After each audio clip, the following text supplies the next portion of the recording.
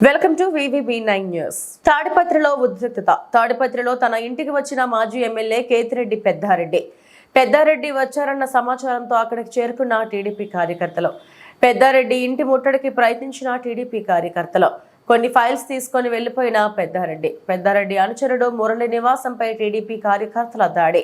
పరస్పరం దాడులు చేసుకున్న ఇరు వర్గాలు.